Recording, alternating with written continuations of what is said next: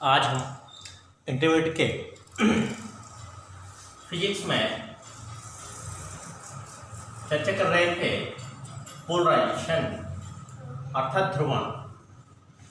कल आप लोगों को इस चैप्टर में आपको बताया था ध्रुवण क्या है। ध्रुवण अध्रुवित प्रकाश से ध्रुवित प्रकाश में बदलने की घटना को ध्रुवण कहा था। आज हम चर्चा करेंगे प्रकाश की तरंगें अनुप्रस्थ होती हैं। एक क्वेश्चन है, सिद्ध कीजिए कि प्रकाश की तरंगें अनुप्रस्थ होती हैं। इस प्रयोग को करने के लिए सर्वप्रथम फ्रेनेल नामक वैज्ञानिक ने 2 टूरमैलिन के क्रिस्टल को लिया। दोनों टूरमैलिन के क्रिस्टलों को इस प्रकार संयोजित किया कि दोनों टूरमैलिन के क्रिस्टल एक दूसरे के समांतर हों। तब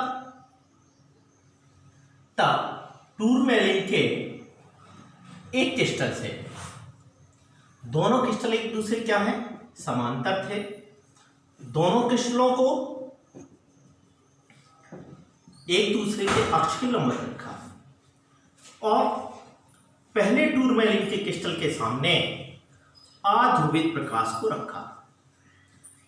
अध्रुवित प्रकाश जैसे ही पहले टूरमैलिन के क्रिस्टल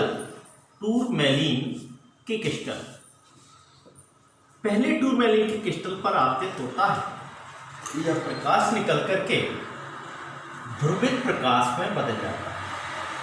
बच्चे किसमें बदल जाता है? ध्रुवित प्रकाश। और जब यह प्रकाश ध्रुवित प्रकाश दूसरे टूरमैलिन के क्रिस्टल से निकलता है तो जो निकलने वाला प्रकाश होता है उसके प्रकाश की तीव्रता अधिकतम होती है। क्या कहा? 2 टूरमैलिन के क्रिस्टल को लिया, दोनों टूरमैलिन के क्रिस्टल को मुख अक्ष के समांतर रखा, यानी लंबवत रखा, यानी दोनों टूरमैलिन के क्रिस्टल एक दूसरे के समांतर।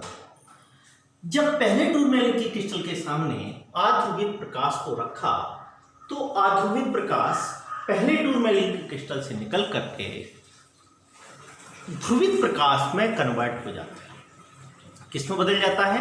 ध्रुवित प्रकाश में। और यह ध्रुवित प्रकाश दूसरे टूरमैलिन के क्रिस्टल से निकलने पर यह प्रकाश की तीव्रता अधिकतम देता है। जैसे ही प्रकाश की तीव्रता अधिकतम देता है टूरमैलिन का क्रिस्टल, तब क्या होता है बच्चा? फिर दूसरे प्रयोग के एक सिस्टम में पहले टूरमैलिन के क्रिस्टल को मुख अक्ष के समांतर, जबकि दूसरे टूरमैलिन के क्रिस्टल को मुख अक्ष के क्या रख दिया? हल्का सा थीटा कोण से झुकाकर रख दिया। क्या रख दिया? थीटा कोण से झुका करके रख दिया। पहले टूरमैलिन के क्रिस्टल को मुख अक्ष के समांतर, पहले अध्रुवित प्रकाश को ध्रुवित प्रकाश में कन्वर्ट किया और जब थीटा कोण से झुका दिया तो इससे जो निकलने वाला प्रकाश है उस प्रकाश की तीव्रता को न्यूनतम प्राप्त हुई। उससे जो प्रकाश की तीव्रता प्राप्त हुई वो न्यूनतम प्राप्त हुई। क्या किया? दोनों टूरमैलिन के क्रिस्टलों में एक टूरमैलिन के क्रिस्टल को मुख अक्ष के लंबवत, जबकि दूसरे टूरमैलिन के क्रिस्टल को थीटा कोण से झुका दिया। जब थीटा कोण से झुका दिया तो अध्रुवित प्रकाश ध्रुवित प्रकाश में कन्वर्ट हुआ जैसे पहले की कंडीशन थी।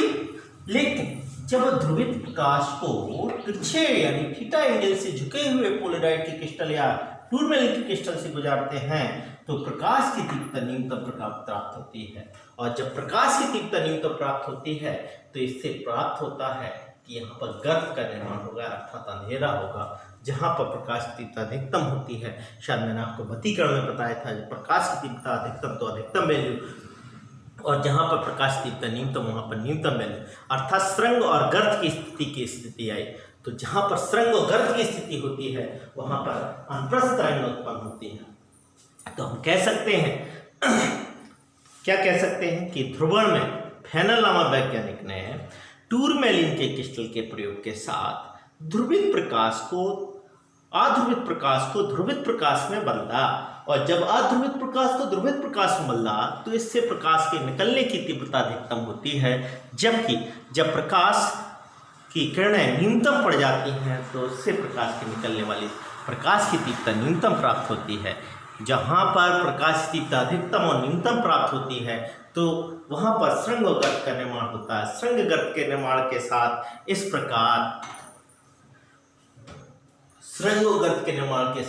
इस प्रकार पोलेराइट में अधिकतम और न्यूनतम तीव्रता प्राप्त होने को घटना को ही कहते हैं कि इससे सिद्ध होता है कि प्रकाश की तरंगें अनुप्रस्थ होती हैं। ओके।